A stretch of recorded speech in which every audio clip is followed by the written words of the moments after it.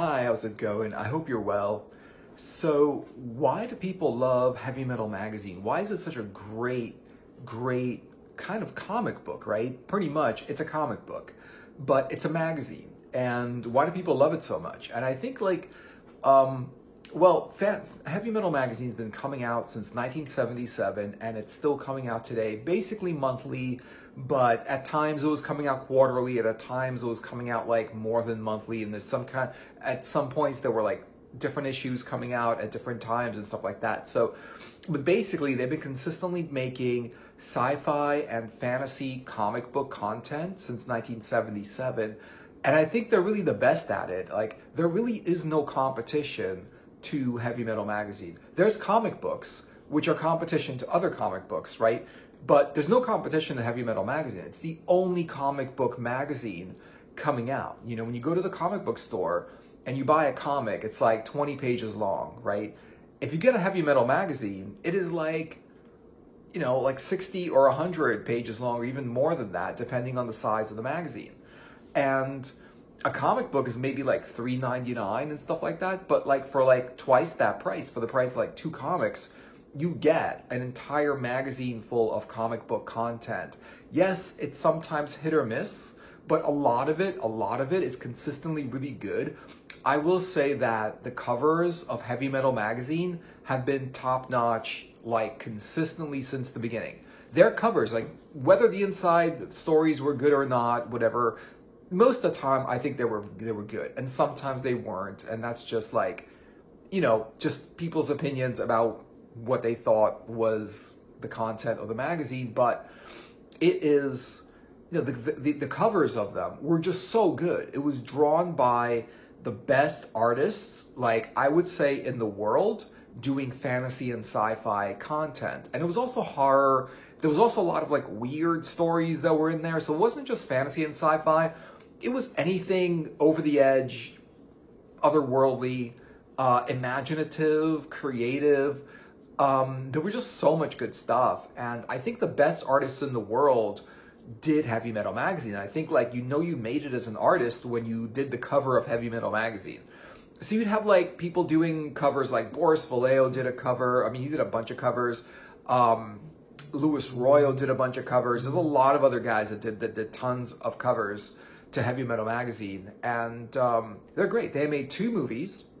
The first one was Heavy Metal: The Motion Picture, which was really great. It was a really great movie. It was about 5 or 6 little stories in one, and that's where like the character Tarna came from. If you ever like heard about that, I think they're doing more content with Tarna. Tarna was like one of the main characters, one of the most memorable characters from the first movie, from the first Heavy Metal movie. And there was a whole bunch of different like little movies, but it was one thing that was connecting all of the stories together was this glowing green globe called the Loc-Nar, which was pure evil, but everybody wanted to possess it because whoever possessed the Loc-Nar gained great power, but also whoever possessed the Loc-Nar would be killed by it. It would just kill it. It would just kill whoever possessed it. And they wanted great power, but they would just get killed by the Loc-Nar. They would get death instead of great power. They would get great power, but they'd also be dead. So it was a great story. Then there was another one called Heavy Metal 2000, and yeah, it came out around 2000. It was originally called Fact 2, and was it good? Okay, I'm gonna say it was okay, but I think the first movie, it raised the bar for heavy metal, for the next heavy metal movie so high that everybody wanted a better movie, or at least the movie as good as the first one. And the second one wasn't that great. You know, in the first one, there was like motion capture. There was a lot of like really high quality things that got into that movie. They took it very seriously. They did a lot of work to make that movie come out really good. And the second movie, it felt like they really didn't try as hard. And there was no like motion capture as much. Though there weren't like actual actors moving around the way the animation was supposed to be moving around. It was just an animated feature. And it really wasn't even close to what the first one was doing. I liked the second one. I mean, I didn't think it was bad. I just thought it wasn't as good as the first one. I thought it was just kind of okay, which is a little bit of a letdown. And I think that's the thing about like Heavy Metal Magazine is that like people expect it to be really good. You know, people really raise the bar on it because at its best, it's really good. I mean, all of the best comic book writers and artists are always contributing to Heavy Metal Magazine, and it creates this like, you know, the standard that you kind of expect a really great, amazing time. You know, you expect the best stories in the world. You expect stories by Mobius and other guys that have been doing a lot of like comic book work, like Jodorowsky was doing that. Alejandro Jodorowsky was doing content for Heavy Metal Magazine. You expect all that. You expect these amazing stories to come out with this amazing artwork. And when it doesn't happen, people get kind of upset, but I don't really find that that makes it bad.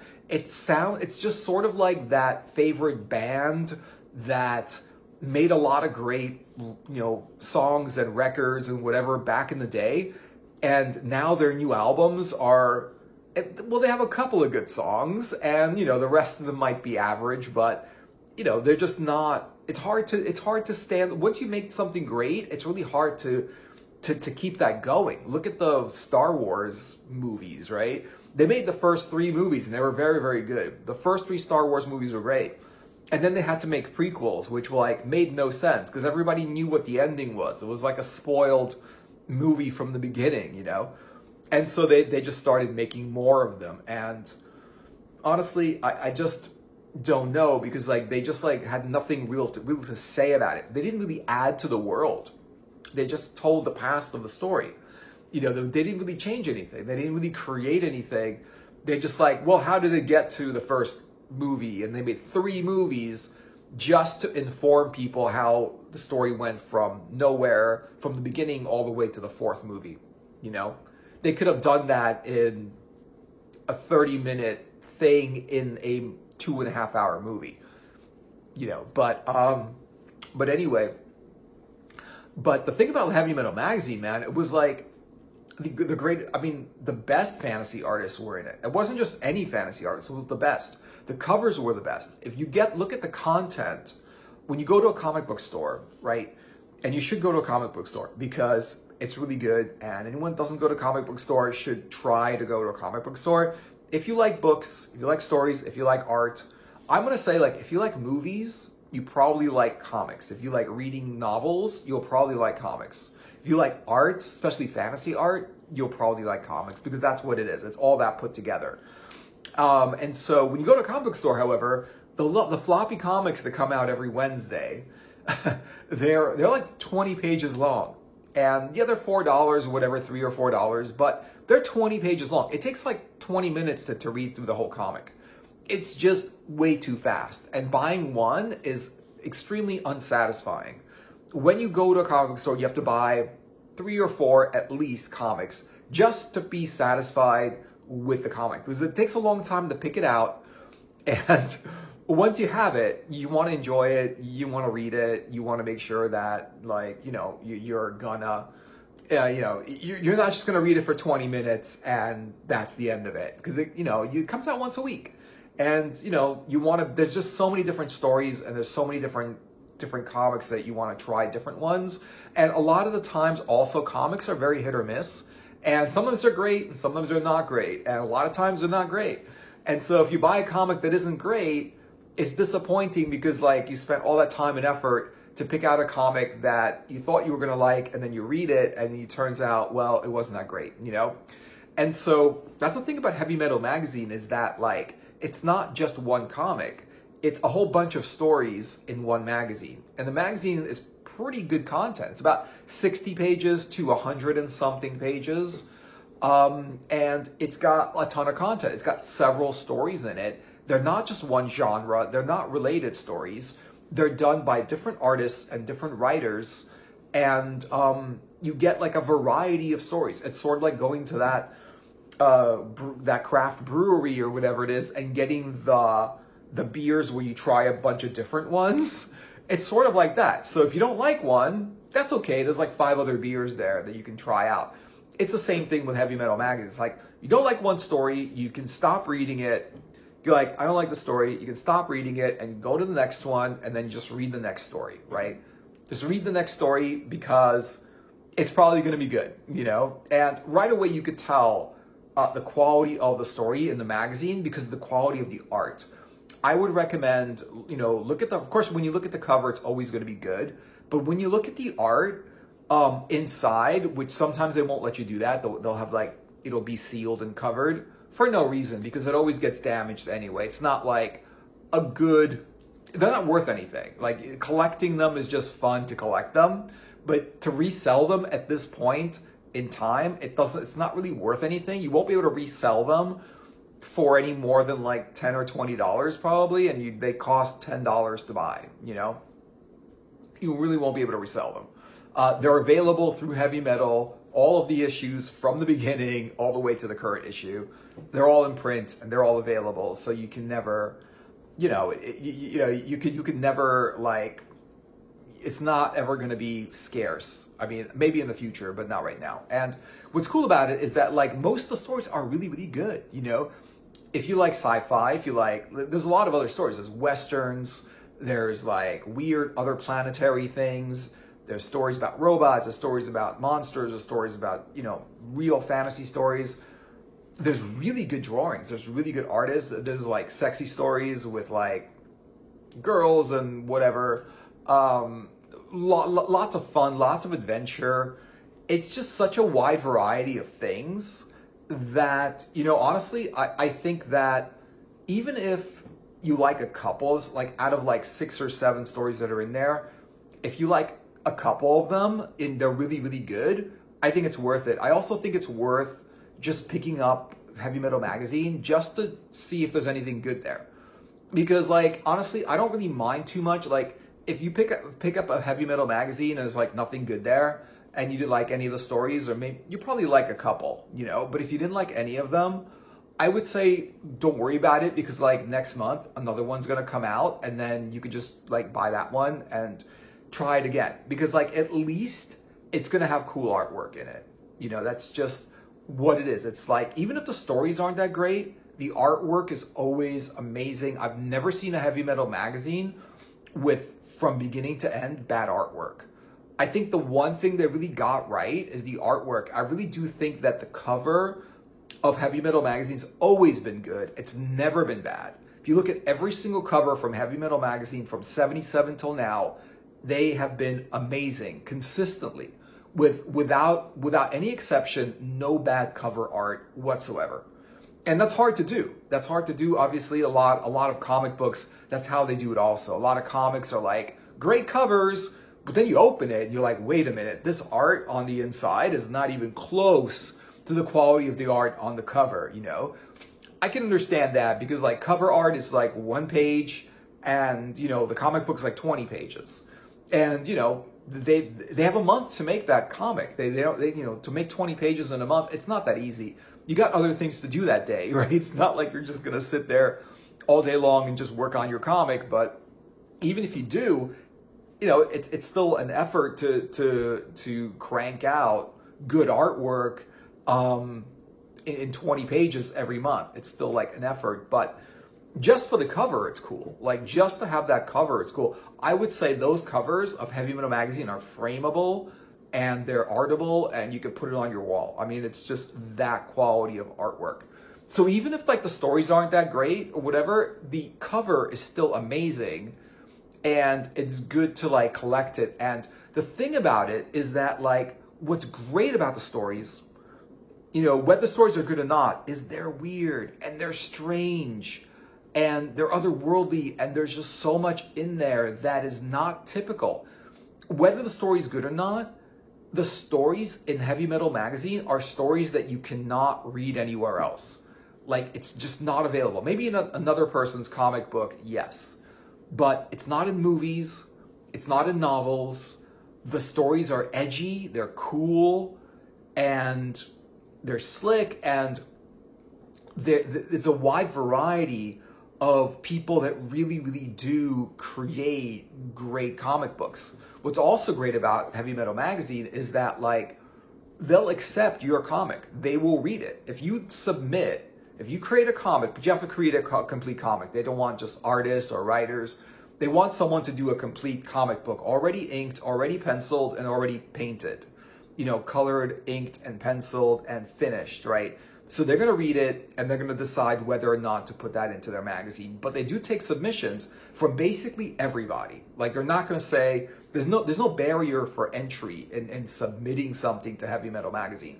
They're not going to be like, oh, you don't have a name for yourself, therefore we're not going to accept your comic or even look at it or even read it. No, they will look at it and they will read it and they will see if it's worth putting in their magazine if they want to do that.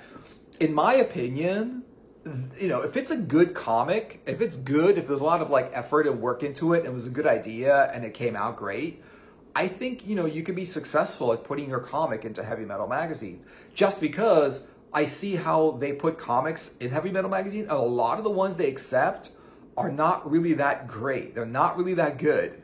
You know, it's interesting because like it's all over the place. It's like you open one page and the art is amazing and the story's amazing and it's very, very high quality. You could tell like what kind of work went into it, what kind of professionals, the people were that made that.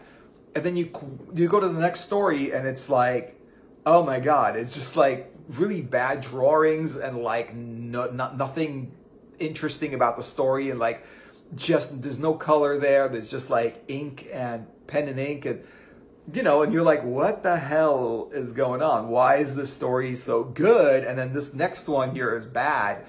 And then the next one is also like, I don't know, could be good, could be bad, but it's definitely going to be strange and it's definitely going to be original. And a lot of the times, I would say most of the time, it's a story that you have not heard before. The problem with movies and books and content, a lot of stuff that people put out now is the lack of originality and creativity in the story.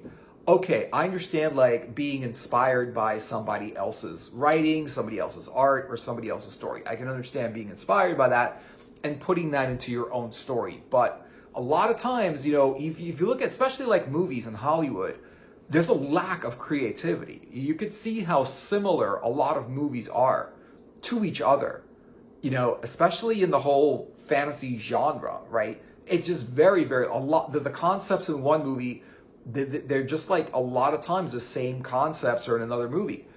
And it's hard to find something original, creative, and something that stands on its own and alone, and not something that's been copied or something that is just too heavily influenced by somebody else. Heavy Metal Magazine stories are not necessarily that. Every time I read anything from there, it's original. It's something that I didn't expect, I've never read anywhere else, and whether I like it or not, I mean, when I do like it, I think it's great, and I think it's worth enough to buy the comic book, to buy the issue, to buy the magazine, to see if there's anything I like in there. You know what I mean?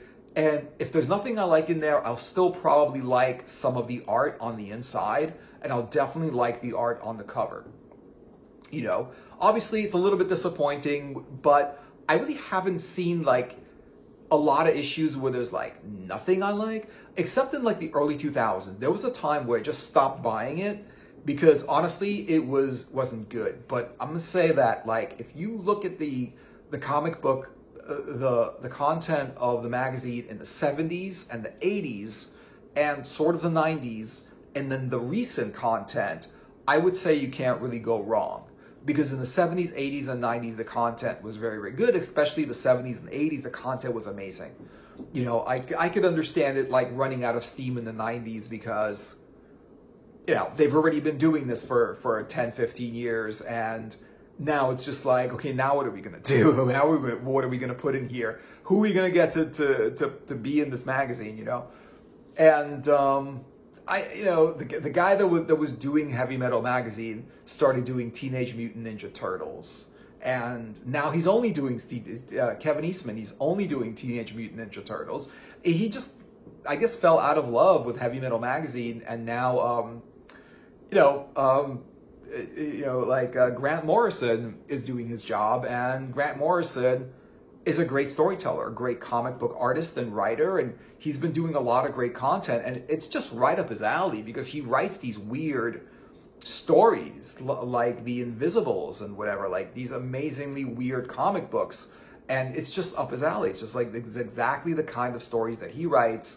It's exactly the kind of content that he understands and, you know, that he wants to be a part of. Like, I think he's perfect for it, you know? And so